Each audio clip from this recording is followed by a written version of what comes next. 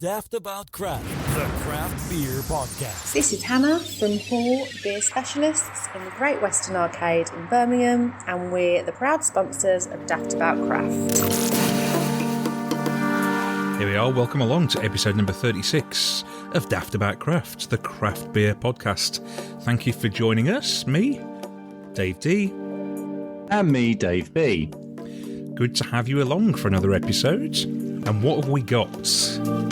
Well, we've got a really, really good interview with a really, really good egg, haven't we, Dave? Yes, this is a brewery close to me for once. We're starting to get a little bit of a shift here. We're starting to see this sort of East Anglian scene is coming alive, which is great. And Dan from Radio City, they're based in Chelmsford. Dan came on and talked us through what's going on and just probably actually how big a part of a community a craft beer brewery can become.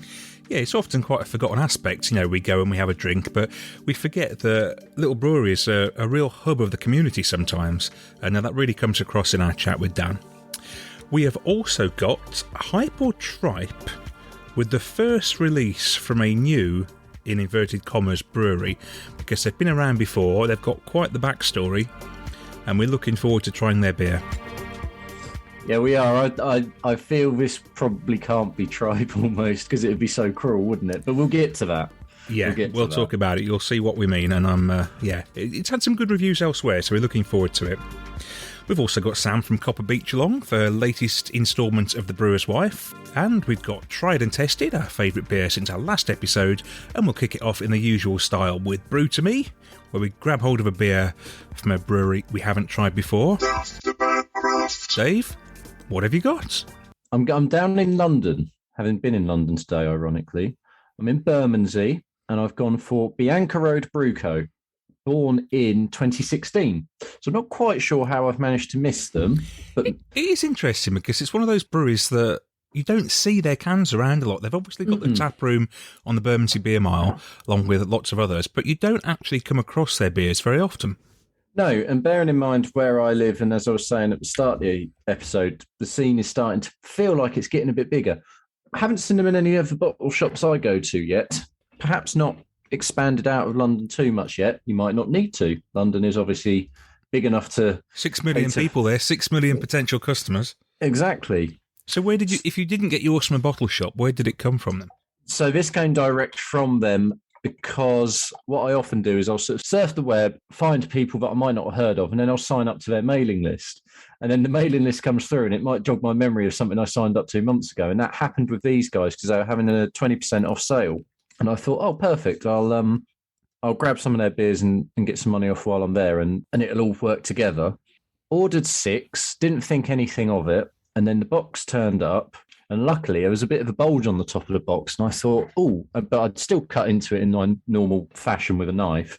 And what had happened was one of the beers that I had placed an order for, unfortunately, had run out in between when I'd ordered it and the time to ship it out. So not only did Bianca Road put in one of their brand new beers that they've sort of released that week, which is a West Coast collaboration with Elusive, they also then chucked in a free hat for me and a little note to apologise. I would have been happy with just another beer. He's the luckiest person in craft beer, this guy, when it comes to merch. So instead of getting the beer you ordered, you got a newer one, and because they'd run out of that original one, the older one, you got a free hat. Unbelievable. So a big thank you to, I assume, Reese, because Reese is the founder of Bianca Road. But if it wasn't Reese, I did read the note, and it was a very nice note. I couldn't quite make out the name on the signature, but I think it was Reese. Thank you ever so much for that. It's hugely appreciated, especially with winter coming, and you can never have enough craft beer merch. What I've gone for of the beers I got from them is I thought I always tend to end up having a pale or a session pale. Gone straight in, I've got a 4.8% Saison. Something a bit different. Quite hazy for a Saison. What's it smell like? It does smell Saison-y. Slightly lemony, slightly yeasty. I don't know what's in here. That's quite a full Saison, but at the same time, it's got that sort of astringency that you'd expect, that sort of dryness, but the dryness doesn't overpower. I wouldn't say it's a really traditional Belgian one. Right, okay. You know, you get those ones that are really quite dry, a bit peppery and that. It's not quite that. So it's a modern take on a Saison. I would say so. Very sessionable. Wouldn't think that's nearly 5. I'd actually have that low 4s, if not maybe high 3s. Definitely a way to get into the style, because it sort of hints at what a saison does in terms of that dryness and the spiciness. Yeah, there's hints of it, but it doesn't really go full blown.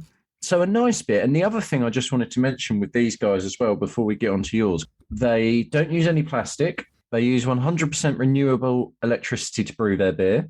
They reuse all their cardboard packaging where they can.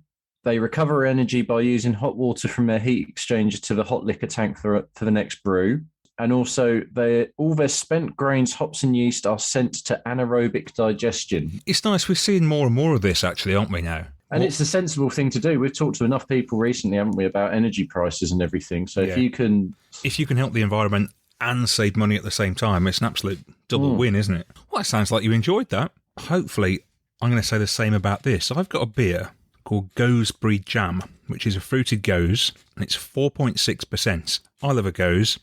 Hopefully I'm going to love this. But the really interesting point here is the brewery.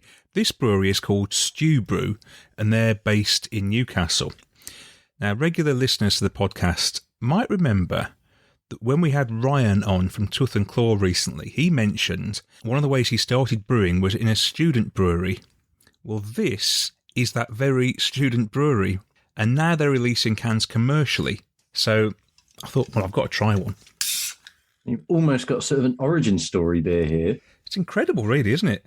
You know, this is Europe's first student-run microbrewery.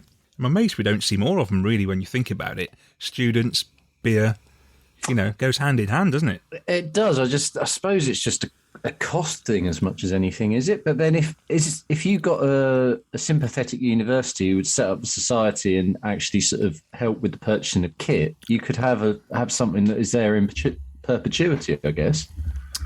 Well, their kit is actually a 6-barrel kit as well. It's not really. It's not particularly small. But anyway, look, while I've just opened this beer, we're going to hand you over to Stew Brew to talk you through their brewery, because I think it's a fascinating little tale, and they've kindly agreed to come on and tell us. Daftaboutcraft. Hey guys, I'm Leo from Stew Brew, and I'm here to talk a bit about Gooseberry Jam, and I'll say a few words about the Stew Brew as well. So we are Europe's first student-run brewery. We're based at Newcastle University, and we are currently an 1,100 litre capacity brewery. When we started off, we were a 2.5 barrel kit, I believe. So Stew Brew's run by a volunteer committee of about 10 or 11 people. That includes myself. And that committee changes every year. And then we also have a member base who get to brew with us. So it's a great opportunity for students who want to get involved with brewing, learn how to brew, get some experience in that kind of field. And then all beer we sell, those profits we reinvest back into the brewery so we can brew more, put on events, and it's good fun. So in terms of Gooseberry Jam, we first brewed that in February 2019. It's a 4.6% fruited goes that we brewed in collaboration with our good friends at the First and Last Brewery, who are based in Northumberland. We first brewed it, and it was so successful, if we're allowed to say that we decided to make it part of our seasonal range post-COVID. So Red Kelly is the co-owner and head brewer of First and Last Brewery. And she was actually one of the people who originally set up Stew Brew when she was a project worker at our students' union. So it was really great working with her and kind of coming back to our roots.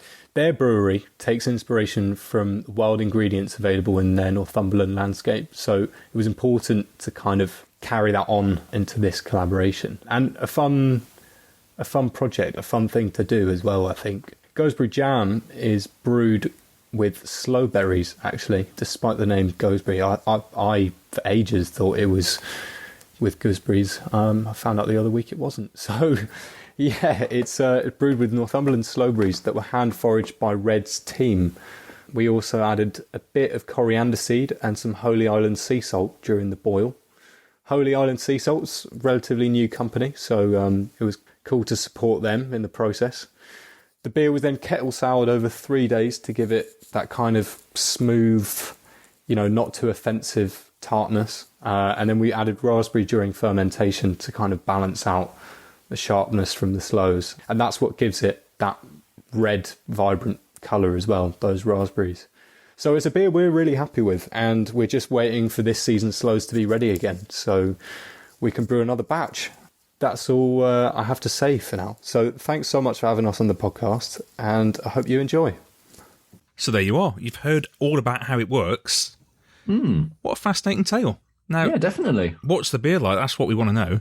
I hope it's going to be good. Let's have a sip. If you told me I had to drink half a dozen cans of that, I'd be quite happy. That's nice. It's very subtle. It's not overpowering. Little hint of salt. How sort of tartar goes is it, would you say? Not massively tart.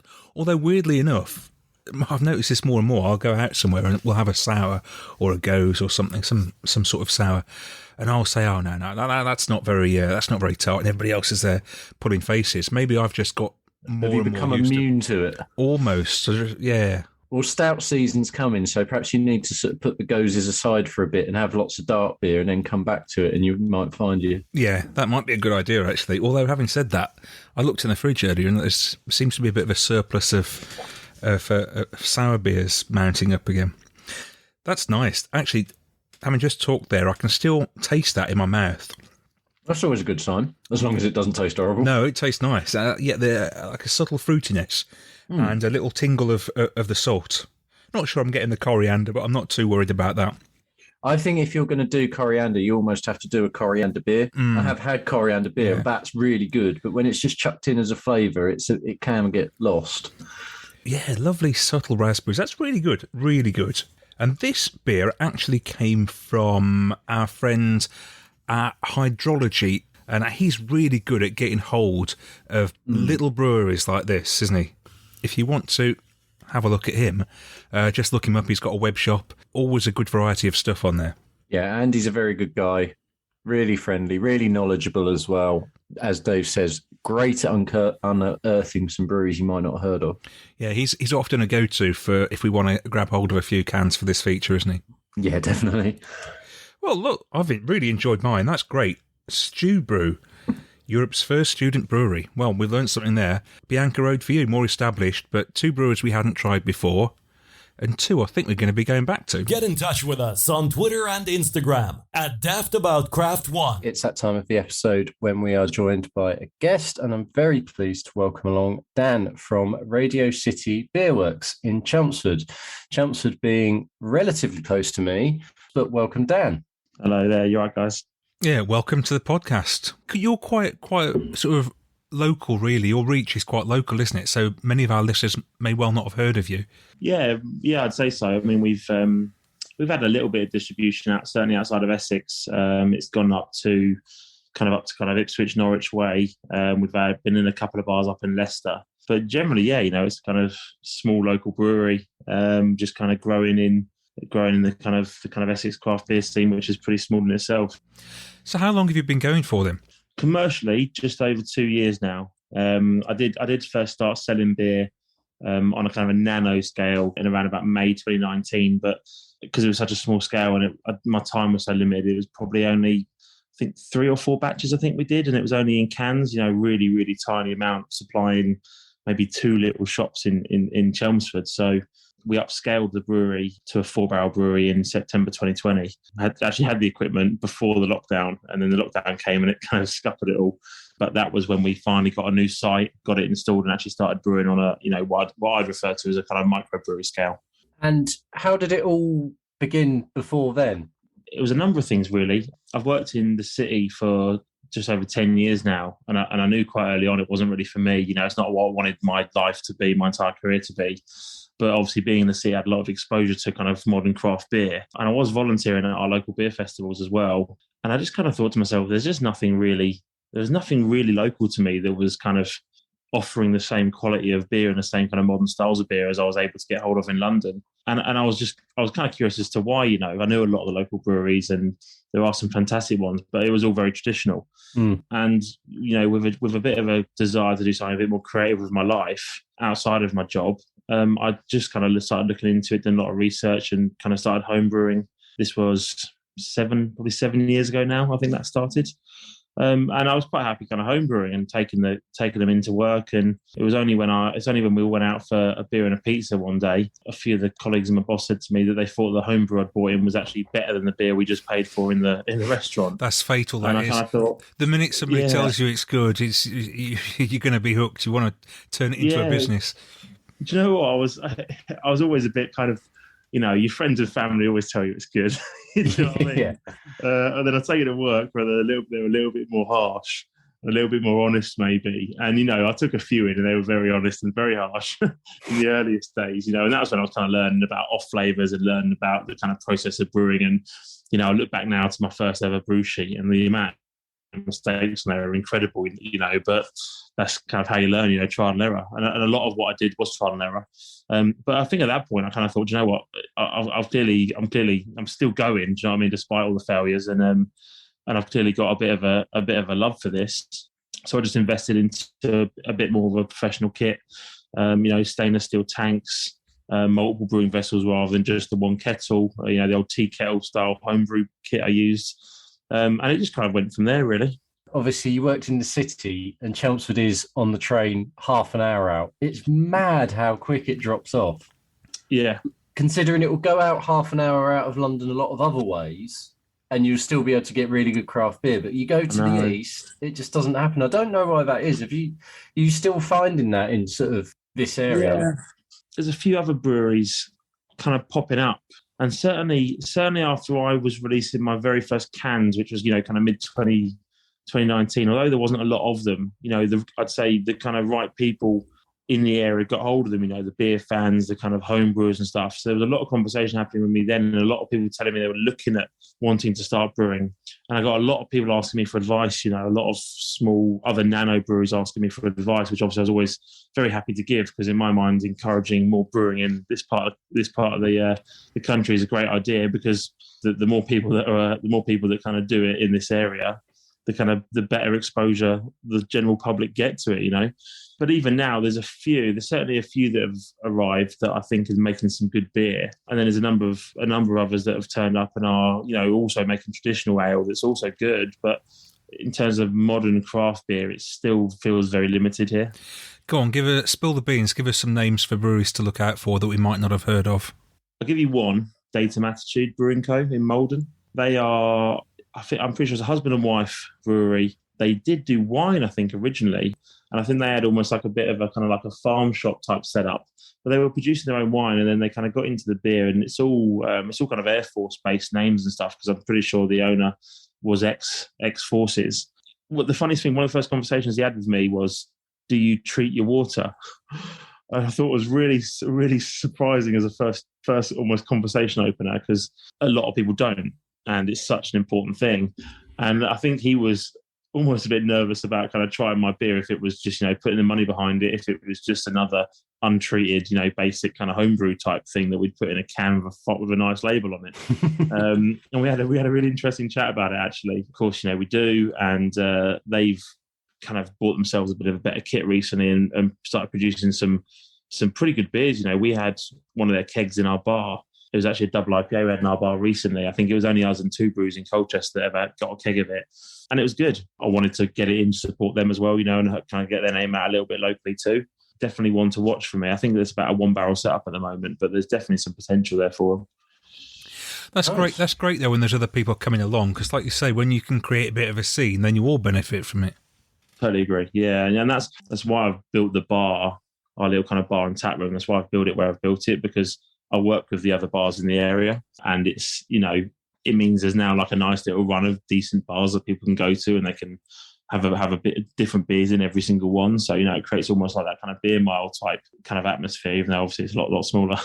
As I understand it, you're in the viaducts, aren't you, under the station? Is that right? And as you say, there's a bit of a beer mile there now, isn't there? There's enough venues so that you can get off the train, go to a few, get back on the train a little bit later, and have had a good night.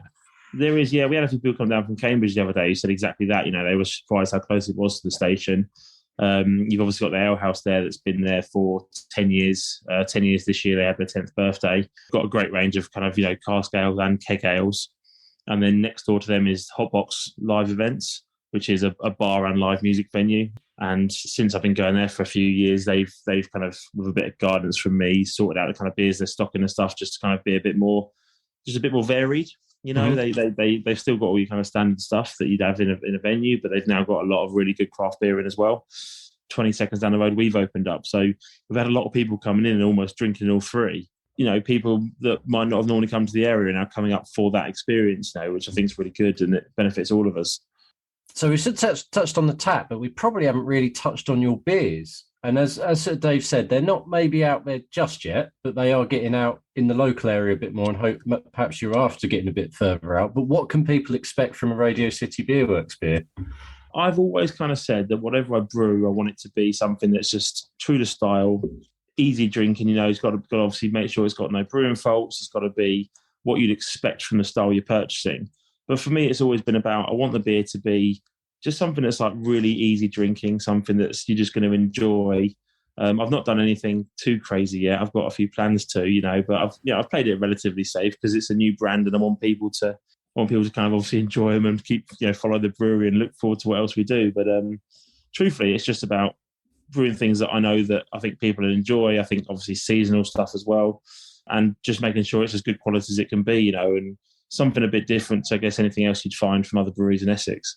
I want to say it was a dipper. Was it Concrete Flyover? The dipper was Puddle Jumper. What was the flyover beer? You had two-way flyover. Yes, two-way flyover. That was my first New England IPA. That was a really good New England IPA, and that stood out at a time when everyone was doing them as well. Yeah, see, I think that was the beer that started to get us quite recognised. I think people liked Prologue and Deer Dance when we released them. Session IPA and an American Red. People enjoyed those, and so they were good beers. They were well brewed, easy drinking, 3.8% session IPA and a 5% red. I love New England's myself. I like that I like a juicy, hazy beer. I'm certainly lean more towards kind of East Coast than I do West Coast as a beer drinker myself. Yeah, and I spent a lot of time on the recipe and on the water chemistry and everything to make that what I wanted it to be. And when I released it, I think a lot of people were quite surprised because there wasn't a beer like that coming out of anywhere in Chelmsford, and I couldn't at the time really think of anything coming out like that from anywhere in Essex, really. And yeah, it went down super well, and people were desperate to get hold of it, and we had such a short run of them because my old homebrew setup was, very basic, and I hopped the life out of it, and I lost a whole keg of it because it was all blocked up because there was too many hops in it, and I rebrewed it. I did rebrew it on the big kit, and again, even scaled up, I managed to kind of get it how I wanted it to be, and it was getting really popular. So that was the first one that certainly got us a bit of recognition, and the name as well, because the flyover in Chelmsford was always one way, and I used to live down that end of town, and it was like, if this flyover went two ways, all the traffic would be gone in Chelmsford, and ironically, they demolished it before we released the beer. But I had the art, and even on the art, the kind of local part, I'd found, I think it was 1981, it might have been, I can't remember, don't quote me on that, but it was the front of the Essex Chronicle, and it was a picture of the then kind of, I think he was like the councillor for Essex Highways, and he was the first person to go over it, and he was waving out the window at all the crowds of people from Chelmsford, kind of looking up, and celebrating its opening. I found that picture. I got the artist to draw that exact scene. I even DVLA searched the number plate to find out the colour of the car to get the colour right. So it's just like, even with that, there's a bit of Chelmsford history in the artwork, and it resonated really well locally, So kind of helped us kind of just build a bit more of a foundation of customers. Talking about names, got to ask you, Radio City, first of all, where does that come from? And then Beerworks, you must be the only brewery in Britain with Beerworks in the title. Yeah, maybe. Radio City is solely because Chelmsford's the birthplace of radio, and we were made a city by the Queen back in 2012. And I went through 101 names, as things as you do when you name in any business, and you want something that, I wanted something that wasn't going to kind of pigeonhole us to here. So it could be something that could, be recognised nationally and not kind of sound like a local brewery as such. But I wanted something that was relevant to where we were from. I wanted it to kind of represent the city in a certain way. So Radio City, I went through 1,001 names, things that are relevant to Chelmsford. And I think Radio City it kind of stuck. I literally was talking about, I wanted city. I knew I wanted city in the name. And I was chatting to a friend at the time who was doing some brewing with me. And I said to him, what's our commodity? What is Chelmsford known for? And he said, radio. I said, well, of course it is, Radio City. And it just there and then, I know I can picture in my head where I was in my car, which road I was on, which roundabout I was approaching when that came up. It was just that moment of going, that's the name for us. And Beerworks was really just because I liked the sound of it. I thought it sounded a bit more modern. It gave the impression more of what we wanted to be, which wasn't just another Essex traditional brewer, making bitters and cask ales and stuff. There's a lot of them doing that incredibly well. It wasn't the kind of beer that I wanted to be making myself. While I really enjoy those kind of beers, it's a very saturated market in Essex, in my opinion. And I wanted to be doing something more modern and be that more modern brewery. And I just felt that it sounded a bit like, the old Ironworks and stuff. It just sounded to me like more of a modern term for brewery. So, it certainly makes you stand out. It's really good. I love it. Cool, thank you. So what beers are available at the moment then, if people were to get to the beer tab? We're trying to keep 6 on at all times, but just because obviously building the brewery and everything else I've got going on in life, I am a little behind at the brewery at the moment. So we've got 5 on at the moment, which is Prologue, which is our session IPA. Currently, we've got Alone at Sea on, which is our chocolate, vanilla and Malden sea salt stout. Then we've got the Social Neeper, which is our house New England IPA that we released end of August, I think it was. We released that one, which has been flying. Like, that one's been by far the most popular at the moment. And then King, which is our IPA, 6.5%, and Concrete Canvas, which is a 5.8% fake pale, which we brewed for. There was a local street art festival called Concrete Canvas where we had lots of graffiti go up all around Chelmsford from world famous graffiti artists, and they actually approached me to brew the beer for the event to kind of recognise another art form in brewing in the city. So yeah, we did that for them.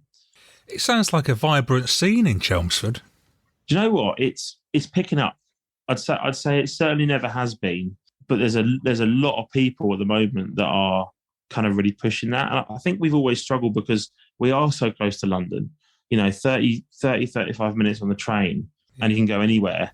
And I think as a result, it's a huge commuter city. So you get an awful lot of people that have just been going into London and not really kind of caring so much about what's in Chelmsford. I mean, we are literally full of chain restaurants and chain bars, and anything the council does seems to be supporting new chains.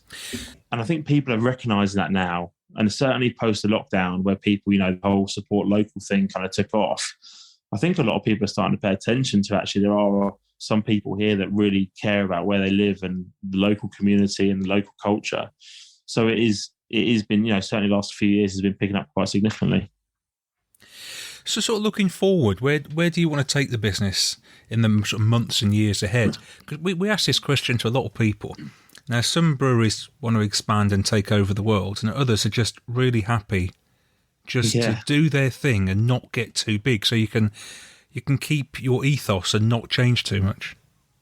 Yeah, I understand that completely. I think, we are the smallest you could possibly be on a relatively successful commercial level at 4 Barrel. I certainly want to expand that quite significantly in terms of scale, but also in terms of just the quality of the equipment that we use to allow us to have better consistency and be able to brew more regularly, etc. And also just to kind of create jobs, creating some jobs in the city, giving people, an opportunity to work in something they might not have considered working in before. That's actually a really fun and vibrant industry and vibrant career. I know I would be very proud if we were kind of represented nationally, if we were one of those breweries that, when beer's coming out, people are excited about it and they get online and they buy it, the likes of your Daya and, Verdance and those kind of breweries. I mean, they are huge, but, I'm not going to sit here and say to you that I wouldn't want to be that size, because of course I would, I feel immense love for those breweries and the beer they produce. So why would I not want that for myself, and for the people that we employ? I certainly in no rush to achieve that. Everything we've done so far has been organic growth.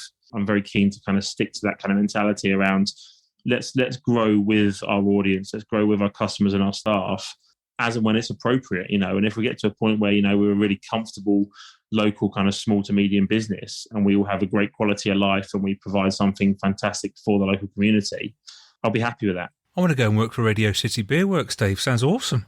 I think the overriding thing I get is pride in where you're based and just wanting to grow that pride and the sense of community, which is what craft beer is in its essence, really, Absolutely. isn't it? Yeah, absolutely. Yeah. Do you know what? One of the best moments was I was at a beer festival, one of the first beer festivals we did, where I was actually pouring my beer out of keg for the first time to the public.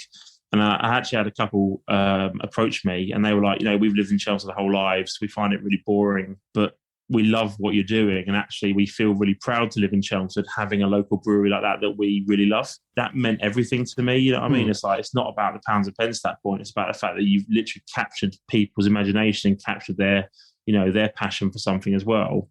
And even though they're not a part of it, even though they're just a customer, they feel that same kind of pride. For me, that's what this has always been about. It's about really investing into the local people and creating that kind of community around it, which is, again, why I called the bar Radio City Social. It's called social because I want it to be a social space that people can come and they can feel safe and they can make friends and they can kind of hang out. Sounds like not just beer, but a whole ethos behind the business. Yeah, I'd say so. I think, that's the way I'm wired as a person. I'm definitely a people person. Like even in my job in London, I've worked in sales for 10 years. And my ethos around that has always been about building relationships with the people that I'm working with and building that kind of trust with them. And then if you build that kind of trust, then they will want to work with you and engage with you. And it's the same with the brewery. All the customers I've sold beer to have been people where I've gone into the shop, gone into the bars, gone into the bottle shops, met the staff, met the owners, and I've almost decided if I want them to stock the beer, will they represent this well? Yeah. And I've had people that haven't represented it well, that I've been wrong about, because ultimately when people are selling to you, they want you to, they're great when you meet them because they really want to buy your beer so they can be the ones to sell it.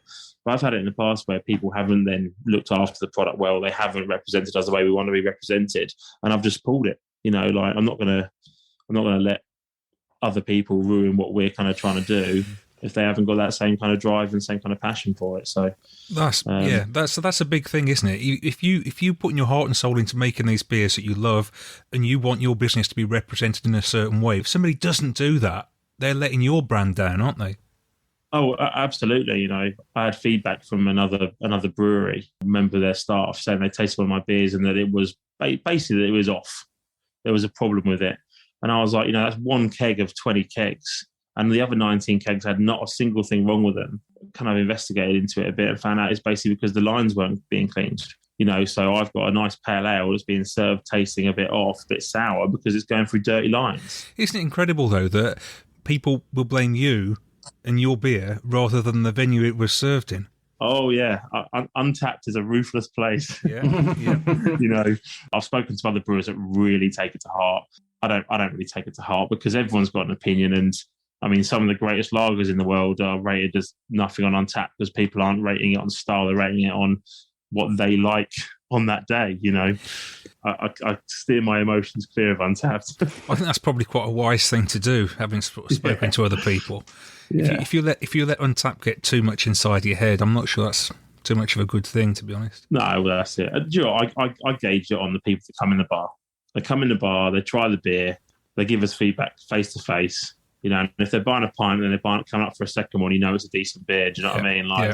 And again, I won't put out anything if I'm not happy with it. I'd rather put a beer down the drain than put a beer in a keg and pour it in a glass to someone, and they spend their hard-earned bloody money on something I've produced that I'm not actually that happy with. I've always felt that way. If people are going to go to work on their money and then give it to us for a product, it's got to be good enough. That doesn't mean you're going to like every beer because everyone's got their own individual taste. But do you know what I mean? As long as, again, like I said before, true to the style, no brewing faults, a good representation of what we want to, what we think that style should be like, then I'm happy. You very much sound like your own worst critic. Oh God, I am.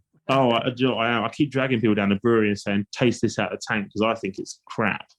And then, the social NEPA, I was really unsure of, like super, super unsure. And if people are raving about it in the bar, like it's flying. Like I keep getting messages from the guy that's running the bar for me now, like, every other day saying, I need another keg, because it's flying out, and there I was thinking it was pants. But I do lean on other people and other opinions because you're not always right. As much as I might like to think so, you're not always right. What's in the tanks at the moment? What can people expect when they're coming along soon? You sound like you sort of not got any problems getting through stock. right now, the one that I'm about to package, if Kegstar pull their finger out, is the Hotbox Pale Ale, which is for the venue up the road from me, Hotbox Live Events. And then we've got another beer at the minute that's a new one that I haven't named yet, which is kind of like a 5% pale. So just seeing how that conditions out. And then we're going to be rebrewing Working Man, which is our New Zealand double dry hopped pale, which has been very popular. I've been told that I need to rebrew our double IPA. Obviously, being stout season, I need to rebrew Alone at Sea. So we've got our chocolate vanilla sea salt stout back. And then pretty much making sure we always keep Prologue on, which is kind of like I guess it's our flagship. It was the first beer we ever brewed, 3.8% session IPA. Got it in the bar at a decent price because I wanted to have something that's, decent price for people in obviously an ever more and more expensive market. So yeah, that will be something that we're just brewing monthly, pretty much, just to keep going. It sounds like you've built up a really good base of customers, and it's a fine line. With your beers, you've got to give them what they want, what they know, and also introduce a few new ones as you go along.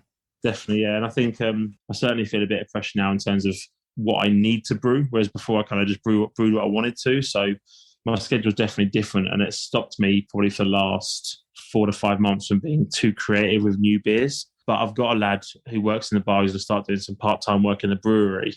And I think once I've got that little bit of help from almost like a part-time brewing assistant, it will just give me a bit more time to kind of maybe look at being a bit more creative again, which is something I want to do. Because at the moment, up until recently, where I've kind of got one of the lads in the bar who's just excellent, kind of now running it for me in a way, does a lot of the stuff, take a lot of stuff off my back. I've just not really had the time. I still work full time. I've still got my job in London, although admittedly it's from home, which does obviously help an awful lot because I'm not commuting. But I then do all the brewing myself, and the packaging and everything myself. And obviously I built the bar myself with help of some friends and local tradesmen, started running it and training the staff. So since June, I've not stopped. Well, you've talked this. I would have never pegged you still had a full-time No, job. we presumed you'd given up the job. That's impressive. Yeah. Wow. A lot of people say that to me. A lot of people say to me, like, I think you're mad. When are you going to give up the job then? That's the question. Or sleep. Yeah. Yeah. My plan was to give up at the end of the tax year, so around about April. But truthfully, as things stand, just with the way the world is right now, with bills going up, and also my mortgage is up in May and July. And unfortunately, that is stopping me. That is stopping me. And while the brewery is only 4 barrel, which means that, an 8 to 9 hour brew day creates 1,000 pints, in the same way an 8 to 9 hour brew day would create 5,000 pints if you had a bigger kit. We are limited in how much we can produce, how much we can earn. So my absolute priority right now is both of the businesses surviving and making sure the staff are paid. And we pay the staff properly as well. We got London real living wage for the staff. Although we're not in London, Chelmsford's so affluent, it's expensive. So, my priority is making sure that people are looked after if they're going to work for the business. And also, of course, it helps them live a better quality of life. It helps them feel more valued. And obviously then if, Wetherspoons is offering more hours down the road, they don't clear off to Wetherspoons because, they're getting paid better with us. Yeah, my priorities are A, survival right now for both the businesses, and B, making sure the staff are kind of looked after as well. And then if at some point I can make some money out of it as well, I will. But certainly at the moment, every penny we get of profit is invested back into growing and building the business, Well, look, if your survival is based on anything like your enthusiasm, you're going to do well because your love for what you're doing quite clearly comes over, doesn't it, Dave? It does. And if people want to get hold of their beers, obviously we've talked about the tap. That is essentially at Chelmsford train station. Yes. But if they want to get hold of cans or anything, how can they do that? Or if they want to get hold of you on socials and whatnot? Can-wise, we don't really have any at the moment. I had a bit of a dilemma last year where I bought a small canning machine that didn't work. The company came down to try and solve the problems and couldn't. And then when I asked my money back and they refused, and I basically started court proceedings, they phoenixed the company.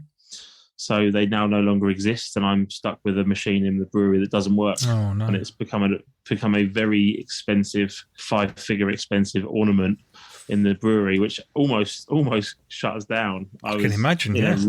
I was in a really bad way at that point last year, kind of summer last year, because I just couldn't believe it. My plan was to do a web store, so we'd be canning more, and kind of all of my customers were bottle shops and taking cans. And it was actually when that all happened, and I realised that I didn't have a solution to improve canning from the way I was, which was literally like a home brewer. I was spending hours and hours and hours canning one can at a time like a home brewer would. That was the point where I said, you know what, I think what we need to do is readjust this and actually move more to a bar. It was always part of the plan. It certainly wasn't part of the plan this early. But even talking to a few other breweries that I'm friends with, like the guys at Leon C, even they said, you know, you'd be mad now to have a brewery without a tap room. You got to, you know, and obviously, like we've called it the craft beer bar and tap room because we've got a lot of guest beer as well, and it gives us an opportunity to bring guest beer that, guest beer we haven't seen in Chelmsford to Chelmsford. You know, we've got stuff we're importing from Florida. We've just started importing from Texas. We've got some stuff the other month from Gothenburg and stuff that we haven't seen in Chelmsford before. So, you know, it's exciting for us that we get the opportunity to represent other breweries well as and all, you know. But canning is definitely something that is on my mind. I'm thinking of ways at the minute of, you know, how I can kind of finance getting back onto that. So hopefully, I have thought about crowdfunding, but I just don't think it's the right time for us. Like, okay, I'm very proud of the business, and I want us to stand on our own 2 feet and grow organically. And I know crowdfunding is a fantastic thing, and a lot of breweries have done it. I feel like if I'm going to do it, I want to do it once and once only. Pick the moment when the time's right that actually by accepting donations from other people that care about us and want to see us succeed, that it really enhances us to another level. You know, I don't want to just crowdfund something now like a canning machine so that we can increase sales online. You know, we'll have extra cans in a few extra places. I want it to be the fact of, you know, we're saying, right, if we do this, this takes this business to another level. This allows us to give more people jobs. This allows us to grow our presence nationally as well. And you know, that for me is when I crowdfund. You know, I didn't want to do it yet. So I've got a few other plans in place, and there's a few other schemes I'm looking at on you know, locally with like local council and stuff that could help us. But, you know, for now, the bar's been open 10 weeks, you know, so it's super new. I've had some new tanks arrive at the brewery, so we're now brewing more regularly as well. And yeah, we're just kind of enjoying where we are right now, and we'll look at the next step as and when the time permits, you know. Well, I hope the cans come to fruition because I want to try that stout. It sounds awesome. Yeah, well, we've got one keg of it left. It's going to go on for International Stout Day, January, I think, off the top of my head. So if you ever fancy popping down the bar around then, it'll be on. Might have to. Look, thanks so much for joining us. It's really interesting chat that was. Really enjoyed that. Thank you. Thanks for your time, guys. Appreciate the recognition. Not a problem. Good to speak to you. Right, we're joined by Sam, one half of the Copper Beach Brewing Company from Kidderminster. Every episode she pops up with what we call the brewer's wife, a different perspective, her perspective on life in the craft beer world. How you doing, Sam? Good, thank you. How are you? I'm all right. I'm good. What is your story you've got for us this time? So I thought I would tell you about one of our funny lockdown experiences that we were going to label as research for the brewery, but it's quite a funny little story. Excellent. Anyone who sort of knows Dan's origin story, for want of a better phrase, he sort of started getting into craft beer when we were on a trip in New York, and we went to the Other Half Brewery, which is in Brooklyn. And that name pops up in a lot of people's kind of background story, doesn't it? We didn't realise at the time, but it's a super popular brewery. Yeah. And obviously Other Half beers have kind of been making their way across the pond in more recent times, haven't they? When a batch of their beers turn up over here, you know, people are going crazy over them, yeah. Yeah. There's a bar in Liverpool called Dead Crafty. Yes. Yeah. I mean, we've never been, actually. We've planned to go so many times and it's not come off for one reason or another. But they had a hold of some of these Other Half beers and they put them out and they said, we're going to, you buy the beers and then you can do a Zoom with the brewer. And Dan was like, "Oh, great! That would be really interesting." Obviously, This was, you know, midway through his sort of early days of the brewing journey. So, yeah, he said, "Oh, we'll do it for something to do, isn't it? You've got nothing else to do. You can't go anywhere. No, can't go see anywhere. anyone. All you can do is sail and drink and talk to people." Exactly. So, yeah, it seemed like the perfect combo. So, yeah, that's what we did. Ordered the beers and they arrived. And then we had the Zoom link sent and it was at sort of like 7, 8 o'clock one of the evenings. And yeah, we kind of didn't realise what a small intimate group it was going to be. So how many people are on this Zoom call? Do you know, I can't remember, but there was not more than 8 pictures on the screen. Right. You know, okay. if you can visualise Zoom, everyone can visualise Zoom now, can't they? It's what we did for 2 years. And obviously there was Dead Crafty, the husband and wife team that run that. Absolutely lovely people. Yeah. And then, there was us and maybe 5 of their probably regular. Yeah. They were all from Liverpool. Did you think, I mean, Dan talks a lot about imposter syndrome. I mean, wow. Okay, I can imagine you must have had massive imposter syndrome. Well, not so much imposter syndrome because they weren't industry people. Oh, they were just customers of Dead Crafty. They were literally just customers. And the people from Dead Crafty knew them all. So it's a bit like walking into a pub you've never been into and everybody stops and turns and looks at you. Oh, no, that's just awful. Yeah, that's exactly what it was like. It was like feeling like you had just walked into someone's house, someone's family gathering, and you've never met anyone before. So, we're sort of on mute going, oh, my God. What's going on? Oh, God. This is not many people. Oh. Anyway, to make matters even more interesting, the brewer didn't turn up. So other half's brewer was supposed to be there talking to you. Yeah, that's right. So like the star of the show wasn't there. Yes, it was like you had to make small talk between yourselves. Basically, so we're sort of the people who run the bar were sort of going, oh yeah, we're trying to get in touch with him. Yeah, don't worry. Oh, I'm sure he'll turn up any minute. And obviously, you're in different time zones as well because they're in New York, and you're obviously here. So they were trying desperately to get hold of him, and in the meantime we were having to sort of just make small talk.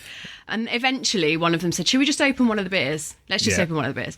So, and actually all of them were quite high ABV beers. Yeah, I can imagine. So one got cracked open and we started enjoying that. And obviously once the beer goes in, it was all right. Everybody gets a bit more relaxed, don't they? So we did actually have a fantastic night. It was very funny. The people were all lovely. And we thoroughly enjoyed ourselves. And eventually they did get hold of the brewer, they did turn up? And he did turn up. Excellent. And he did have a chat. So that was good fun. It was very funny. And it was one of those experiences that really stands out as just how do you find yourself in these situations? With a bunch of what are essentially strangers. Yeah, who all knew each other. Who all knew each other except you. Awesome.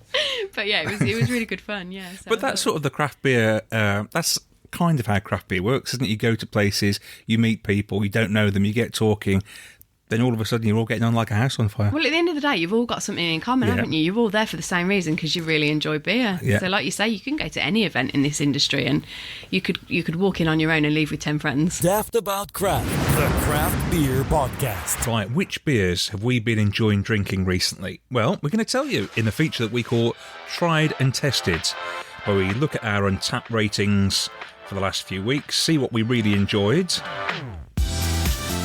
And the figures show that since our last episode, the beer I've enjoyed the most was a beer from local one to me, Dig Brew in Digbeth in Birmingham. And it was Eddie Toast's Judge Doom, which is one of their Judge Doom Imperial Stouts. There's a whole range of them. I've had quite a few of them over the last couple of years. Actually had one or two at Beer Central recently, but this is one that had been in the fridge for a good while. So probably 12 months old or more, but it tasted fantastic. This was a 12% Buffalo Trace Bourbon Barrel-Aged Roasted Coconut Imperial Stout. Try saying that after a couple of those. Now, in the way that some barrel-aged stouts can be really overwhelming and there's just masses of everything just hitting you over the head, this wasn't. It wasn't too sweet, more subtle, flavours really well balanced together. Most amazing beer. In fact, all those Judge Doom beers are wonderful in my opinion, so if you ever get a chance to get hold of one, I think there's some on their website still, do that. Eddie Toast's Judge Doom from Dig Brew in Birmingham. Dave, what about you? What have you been enjoying the most? Regular listeners will remember quite a while ago now, probably a year, I reckon, we had Rob from Briarbank, who are just down the road from me, on. And he was a very good guest, and he also has an award-winning beer, which collected last year. Yeah.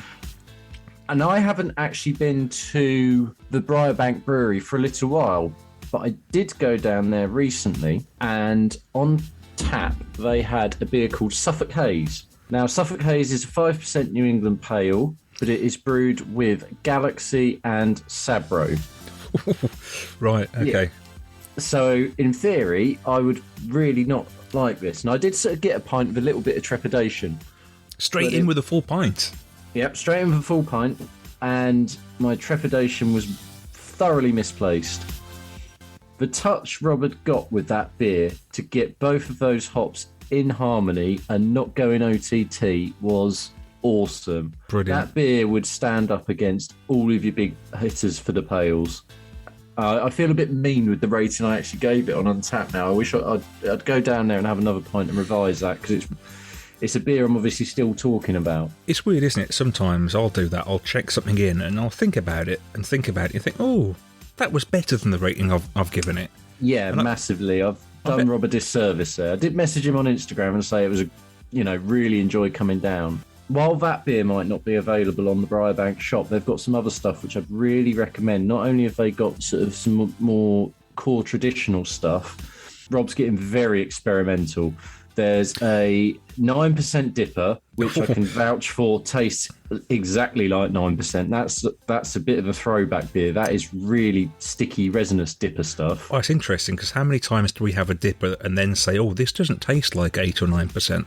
No, that tasted like 9%. Nice. And the other beer, which I not ran out of time, but was conscious of what time of day it was, so I didn't have any of it, but it is available in bottles, is an 11.3% raspberry imperial porter, which sounds amazing. The beer's called Grounds for Divorce.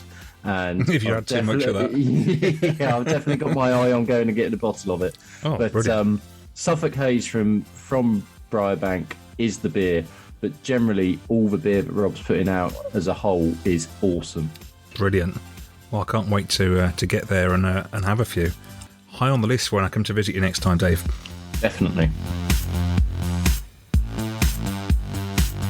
Struck by lightning, burned to the ground, but coming back stronger than ever. And now it's time for Hype or Tripe. That's Allkin Brewing from Tunbridge Wells, who are formerly Good Things Brewing. The 17th century barn that housed their brewery was burned to the ground after a lightning strike last July, but they're back with a new name and their first beer. But is it hype or is it tripe? We're going to find out.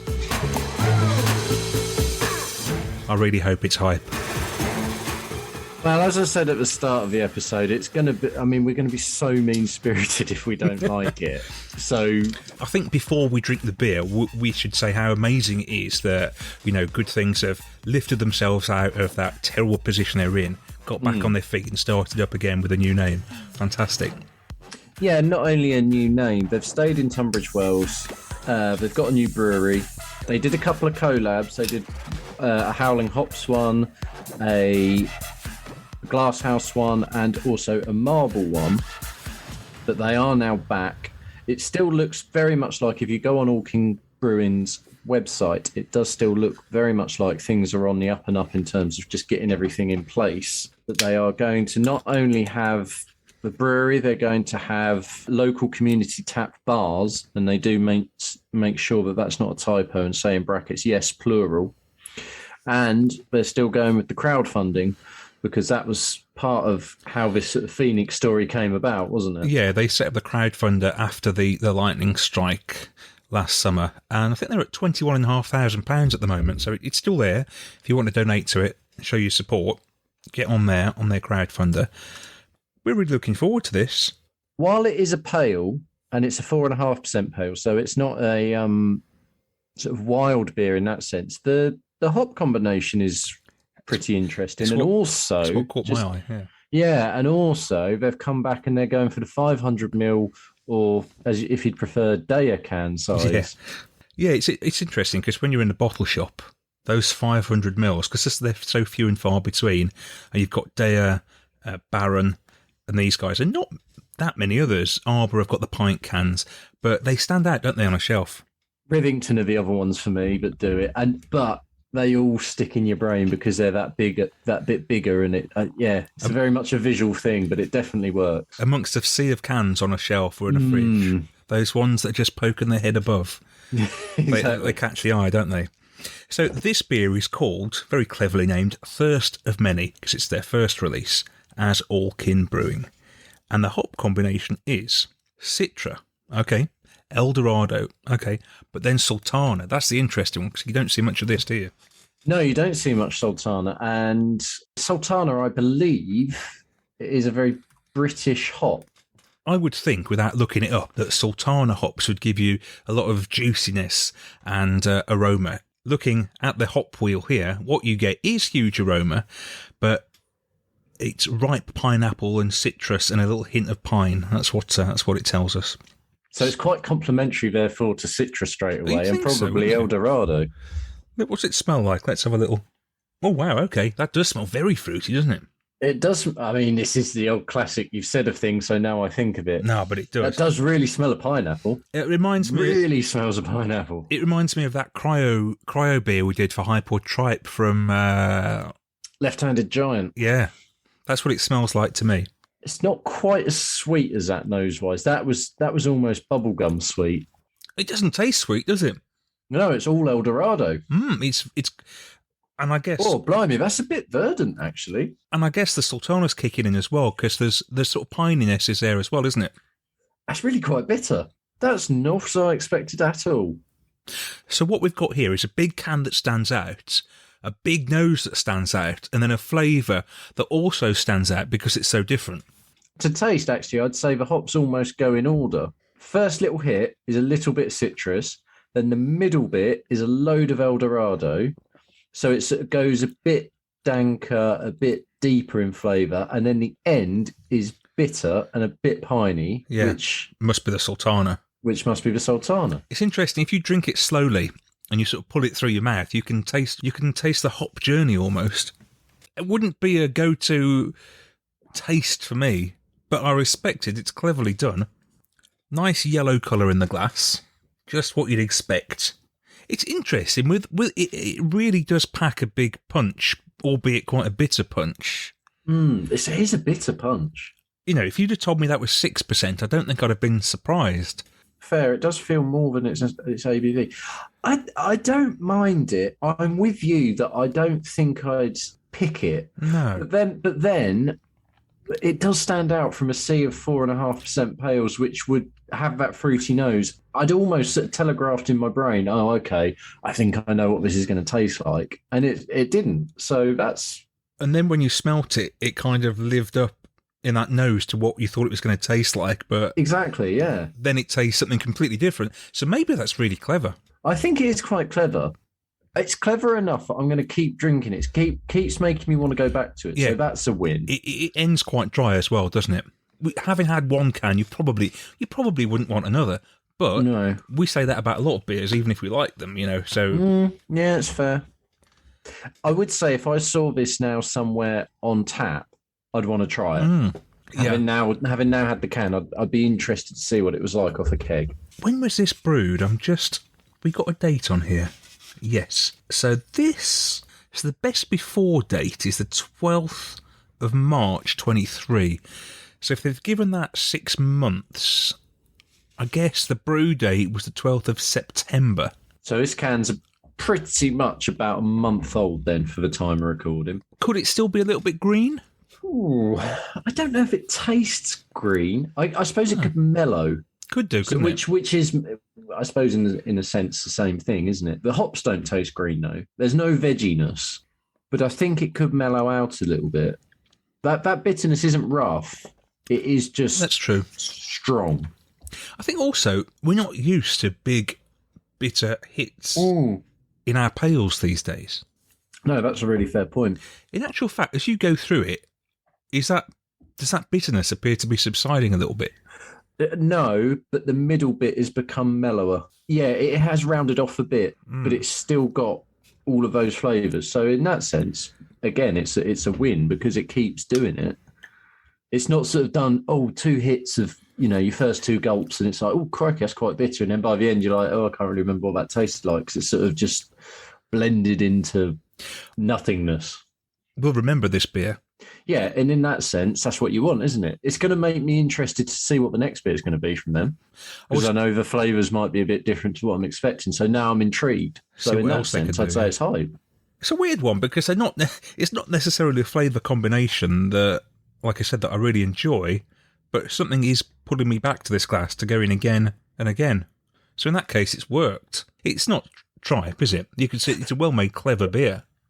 Yeah, it's not tripe, but I'm really pleased it's not tripe because not just because they did a 4.5% pale and we've sort of had to say, oh yeah, that's really nice because you get the citrus and Okay, but actually, it's really different. It's a 4% beer that has got a lot of talking points with it, actually. Yeah, And there's not many beers in that bracket that can get you talking quite so much. yeah, definitely. So, as I say, I think when they start releasing more beers, I definitely want to place an order because I want to see what else they're going to do, and if everything's going to be a little bit different, I think that would be really interesting. So, from that sense, for me, it's not a conventional hype beer, but it is hype because it's hyped for the fact that this brewery is back and they might potentially be doing something different. I think I'm with you all the way on that. With you all the way. Where did you get your can from, by the way? I got my can from House of Trembling Madness's web shop of all places. Oh, okay. I was surfing one day trying to see who'd got some different stuff, and they happened to have a few bits and bobs I hadn't seen. So that's where mine ended up from. Where did you get yours? I got mine from our sponsor Hall's new shop in Great Western Arcade in Birmingham. Went in there recently for the first time. They had a shop before. Regular listeners to the podcast will know.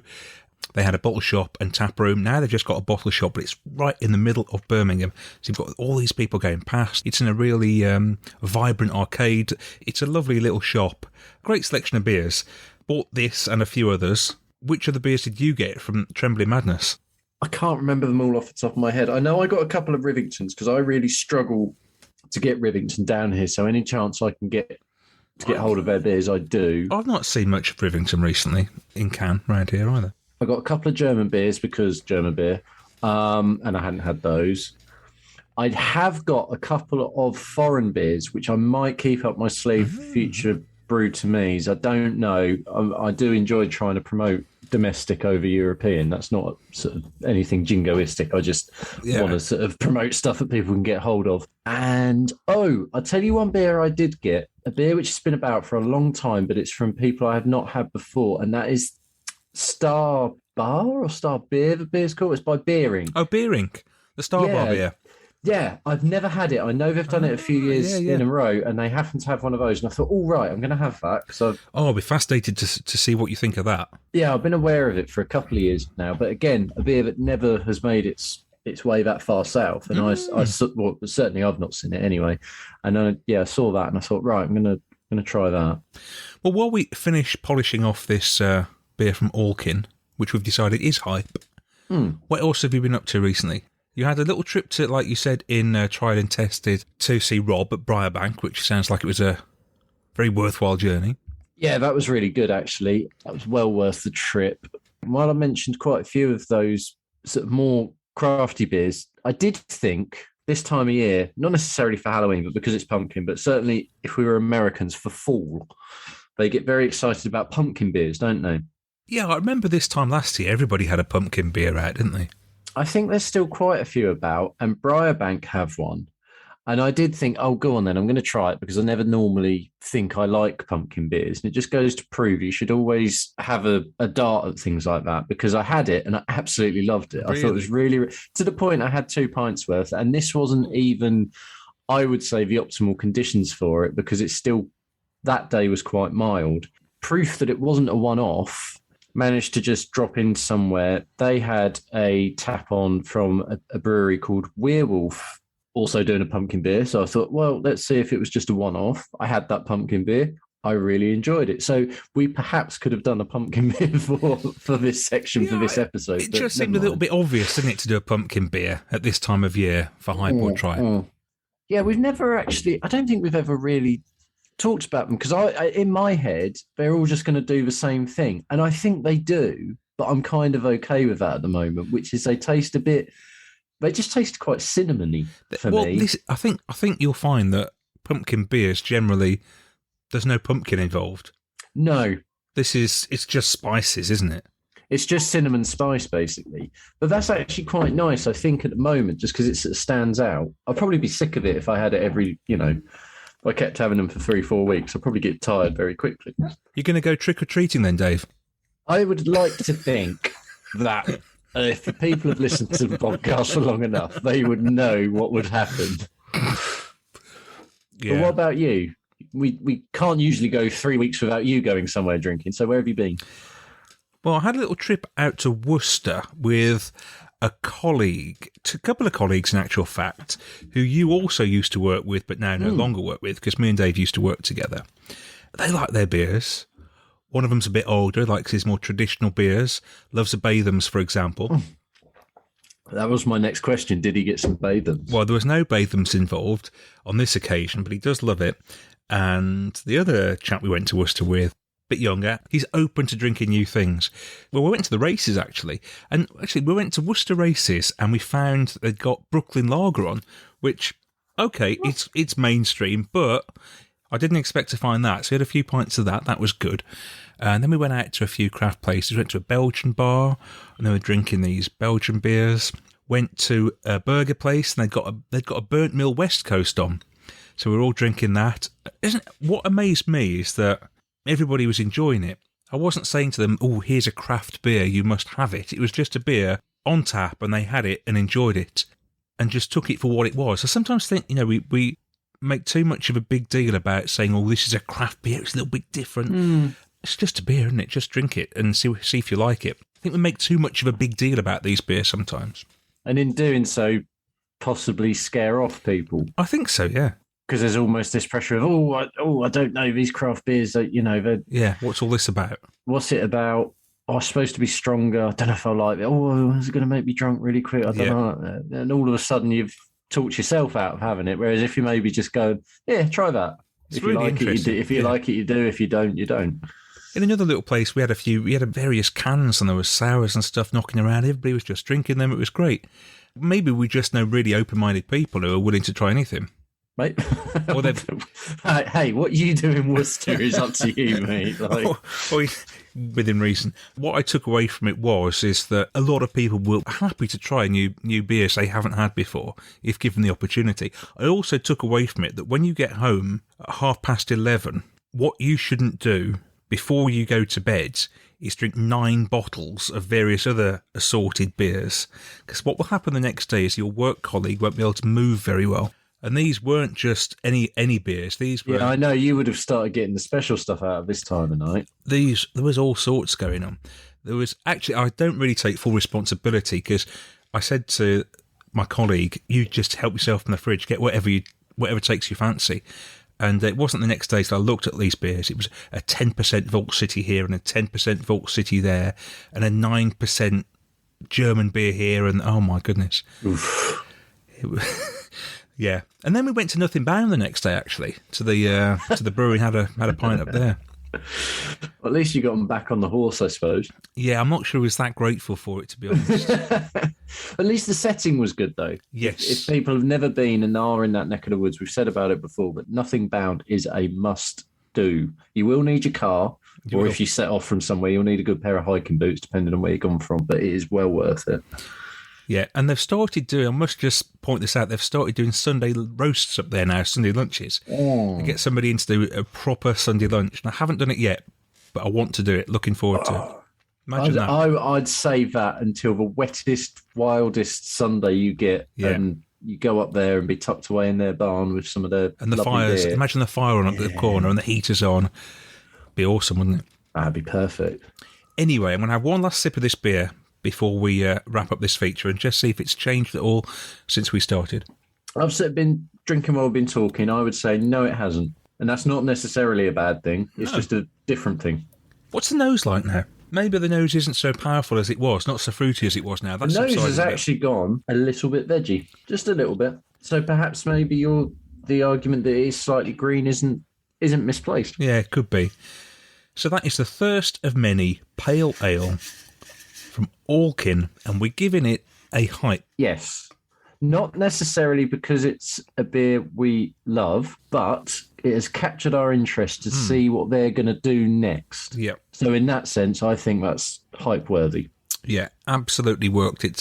It's called us in, and we want to know what else is coming. You have been listening to Daftaboutcraft, the craft beer podcast, episode number 36. Thanks a lot for taking the time to listen to us, and hope you'll join us for our next episode, which will be out on Monday, November the 14th. We'll see you then.